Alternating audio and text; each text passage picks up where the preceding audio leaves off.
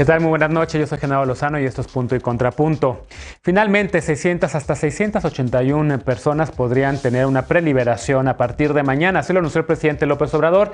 Esta medida beneficiaría sobre todo a personas adultas mayores de 65 años. Veremos qué piensa la mesa.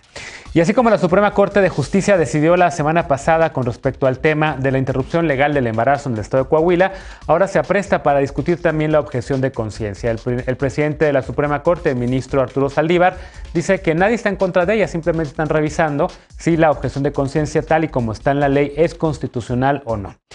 Y hay un visitante que está causando mucho revuelo en México. Por tercera ocasión, el presidente de Cuba, Miguel Díaz-Canel, está en nuestro país. Viene a los festejos de la independencia de México, pero también para participar en la cumbre de CELAC. Los panistas y la oposición piden que, así como se criticó la visita de Vox al Senado de la República, el partido español de ultraderecha, también se critique la visita del presidente de Cuba. Veremos qué piensa la mesa. Quédate con nosotros que ya empieza Punto y Contrapunto.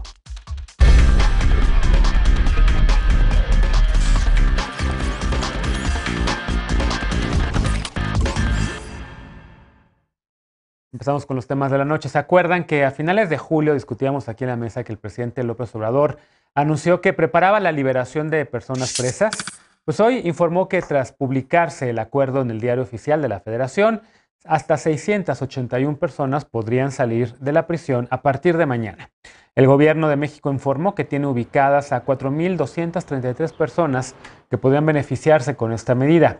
Entre las personas beneficiadas están quienes tienen más de 75 años, que no hayan cometido delitos graves o quienes tengan más de 65 años y padezcan alguna enfermedad crónico-degenerativa. También quienes hayan sufrido tortura y se pueda comprobar. También las personas procesadas o en espera de sentencia desde hace 10 años, una década, pero no quienes hayan sido acusados por delitos contra el libre desarrollo de la personalidad, trata de personas, delincuencia organizada, secuestro, ni otros delitos que merezcan prisión preventiva oficiosa. Para mañana, las y los primeros beneficiados de esta medida, que se encuentran en penales de 14 entidades, serán preliberadas. Entre ellas, 63 que están en Baja California, 40 aquí en la Ciudad de México, 198 en el estado de Chiapas, 100 en el estado de Durango, 57 en Zacatecas, 50 más en Veracruz y 36 en el sistema penitenciario federal. Un informe reciente elaborado por México Unido contra la Delincuencia señaló que los beneficios por las medidas de preliberación aplicadas por el gobierno federal y por los gobiernos estatales durante 2019 y 2020 fueron parciales. De acuerdo con este estudio, durante 2019 y 2020 se liberaron a 8,897 personas. Empezamos a discutir los temas y para ello saludo a Estefanía Veloz, abogada y feminista. ¿Cómo estás, Estefanía? Muy bien, buenas noches, compañeras, compañeros y compañeres. Bienvenida. Saludo a Alejandro Encinas, politólogo y con el corazón en la 4T. ¿Cómo estás? Hola, qué gusto. Aquí andamos. Bienvenido. Saludo a Pili Morán, consejera nacional del Partido Acción Nacional. ¿Cómo estás, Pili? Hola, Genaro. Muy bien, gracias. Buenas noches a todos. Un gusto estar aquí con ustedes. Bienvenido. Y saludo a Jorge Herrera Valderrábano, él es cofundador del Instituto RIA, quien por cierto ya está en Nueva York y a quien felicito porque ya se fue a la maestría a NYU. ¿Cómo estás, Jorge? Hola, Genaro, bien, aquí disfrutando un poco de esta ciudad y aquí vamos a andar los próximos 2 años estudiando. Qué bien, pues muchas felicidades, que además estás en mi ciudad favorita del mundo después de la Ciudad de México. Oye, a ver, dime, y Alejandro hace caras así porque iba a decir algo políticamente incorrecto, que Nueva York es más favorita que Ciudad de México, pero no, la Ciudad de México, Alejandro, no me hagas esas caras. Bien. Oye, a ver, Jorge, me quedo contigo porque tú sabes mucho de estos temas también, los has estudiado y además ahora también pues estás empezando a meterte más en eso como académico. ¿Cómo ves el tema de la preliberación de estas personas? ¿Es adecuada? ¿Es insuficiente? ¿Debería ser mucho más? El sistema penitenciario mexicano evidentemente está fracturado y tenemos personas que están encarceladas sin juicios desde hace más de una década y algunas de ellas podrían ser beneficiadas por esta medida. ¿Cómo lo ves? Pues hablaría de la necesidad de este tipo de decisiones, que son decisiones que sí se posicionan dentro de la justicia social, en la justicia transicional, principalmente en el pilar de verdad, reparación del daño. Cuando yo estaba colaborando en la Comisión Mexicana de Defensa y Promoción de Derechos Humanos, pude trabajar con todos los casos que estaban documentando de personas que principalmente durante la administración del presidente Felipe Calderón vivían detenciones arbitrarias, vivían tortura con la finalidad de sacarles confesiones, inculpar archivos expiatorios, con lo que cuerpos de seguridad, principalmente las Fuerzas Armadas, el Ejército, muestran sus avances en los objetivos, ¿no? O sea, en esa época los casos de tortura aumentaron hasta en un 300%, y este tema pues demuestra el interés que tiene el gobierno federal de abordar las injusticias que se viven de manera frecuente en el sistema penal. Me parece que se hace un reconocimiento de que las autoridades durante muchos años han utilizado pues, la figura del Estado desde una aproximación violenta, criminalizante, para reprender a grupos sociales que principalmente pues, los que han estado más marginados, vulnerados, ¿no? Entonces, pues sobre todo se hace un reconocimiento de que el Estado ha incurrido en prácticas de tortura, y esto es algo muy importante en el sistema internacional. La mayoría de estos casos para demostrar sus resultados bajo el nombre de la lucha contra el narcotráfico, la política represiva que la caracteriza. Y este tema del encarcelamiento masivo, pues sí tiene un impacto en términos de las desigualdades, de la espiral de pobreza que viven muchas familias, quienes no cuentan pues, con recursos, ni acceso a educación, ni a servicios del Estado, y además tienen que estar lidiando con estas leyes que son injustas y los procedimientos corruptos y de impunidad que se viven en el gobierno, ¿no? Me parece que vale la pena cuestionar qué tan distinto es este proceso del proceso que hemos vivido con la ley de amnistía, donde se instalaron pues, comisiones dentro de Segov para revisar los casos de la mano de las organizaciones, y que las mismas organizaciones se han quejado de la falta de disposición por parte de las instituciones de colaborar, de revisar los casos, que lo hacen casi con lupa, de manera muy minuciosa, y que el resultado que hemos visto pues ha sido un tanto deficiente, ¿no? Este decreto es una medida adicional a la ley de amnistía que contempla otras cuestiones que no son únicamente los delitos que ya se contemplaban, robo, aborto, ¿no? Posesión de sustancias, delitos menores, ¿no? Entonces, pues ahora sí se amplía el catálogo de vivencias, faltas al debido proceso, las situaciones de tortura. Y en ese entonces mucho de lo que se decía con la ley de amnistía era que tal vez la cantidad de personas que podrían ver un beneficio real más bien se concentraba en lo que era la competencia estatal, ¿no? Pero no, desafortunadamente no vimos tampoco a muchos estados legislando al respecto, y que ahora sí existe una posibilidad, y lo estamos viendo con las cifras que acabas de mencionar, de que los estados bajen esta decisión, ¿no? A nivel local, y que ahora sí se pueda traducir pues, en un número mayor de personas. Entonces, pues hay que darle mucho seguimiento a este tema, pero para mí es una buena oportunidad para seguir con esta narrativa, esta perspectiva de que tenemos que utilizar las instituciones pues, para apoyar a la gente y a los grupos sociales y no reprenderlos, ¿no? Bien, Veloz, abogada, la otra abogada de la mesa. A ver, ¿cómo ves también tú esto? ¿Es insuficiente? ¿Es una buena noticia? ¿Debería ser mucho más? ¿Cómo lo ves?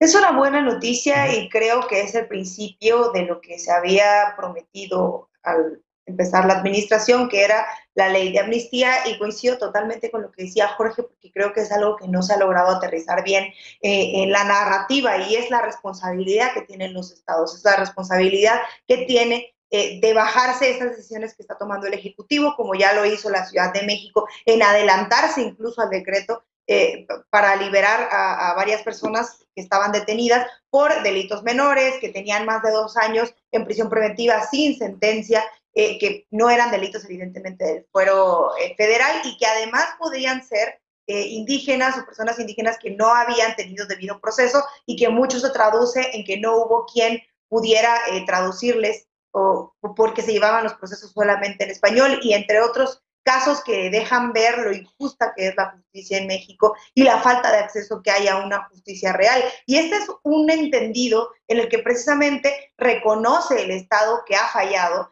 que el Estado se hace responsable de todas estas faltas en el sistema de justicia, y que por lo tanto tiene que ser el Estado quien decida resarcir el daño a partir de liberar a esas personas que están injustamente detenidas porque han sido torturadas, entre los otros supuestos que se habían puesto ya sobre la mesa. Ahora, el titular de la Secretaría de Gobernación dijo algo muy importante, y es: tiene que servir esto como ejemplo para los estados que están obstaculizando la liberación de otras personas que están presas, que desde probablemente hace 2 años se dijo, tienen que liberar a estas personas porque se les han violado sus derechos, y los mismos titulares en los estados, los que están en la estrategia judicial, han dicho, bueno, no, vamos a precisamente verificar todo con lupa, y creo que esto es un manotazo de decir, a ver, esto es en serio, esto es algo que tiene que pasar, no solamente porque tiene que ver con derechos humanos, sino con la misma idea que se había tenido cuando empezaron los brotes de COVID,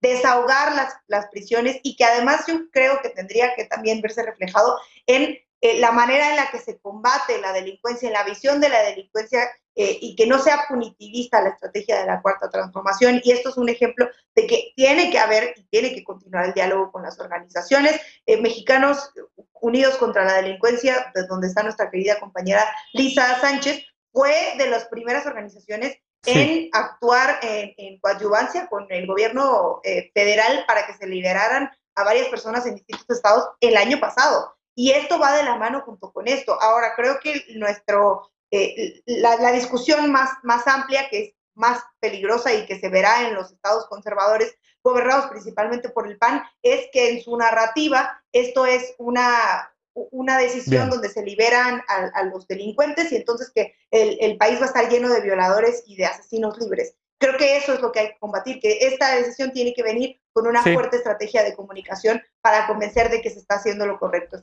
De acuerdo. Pili, ¿coincides con esta lectura o contrapunto? Contrapunto en algunas cosas. En algunas cosas sí coincido. Ya en otra ocasión expresé mi postura respecto de lo extraño que resulta la gran preocupación del presidente por los problemas que aquejan a los presos y a los delincuentes, y que ha dedicado mucho tiempo y discursos frecuentemente resaltando el respeto que la autoridad debe tener por los criminales, incluso los ha felicitado por portarse bien. También ha centralizado su estrategia del combate a la delincuencia con esa frase que él mismo creó, los abrazos, no balazos.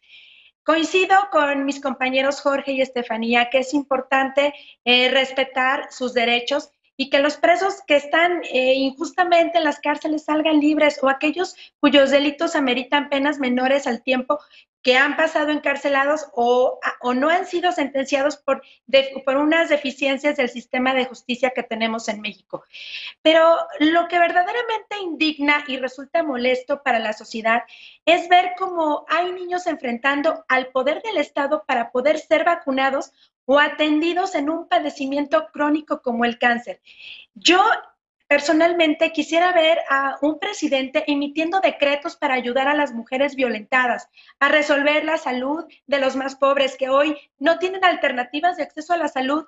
También anhelo ver un presidente que le dedique tiempo a su mañanera a explicar cómo van a ser atendidos los damnificados de los últimos acontecimientos climatológicos y de fenómenos naturales. Me parece que los mexicanos queremos ver a un presidente sensible del dolor de la gente buena, de los más vulnerables, de las víctimas del crimen organizado, no solo con los presos.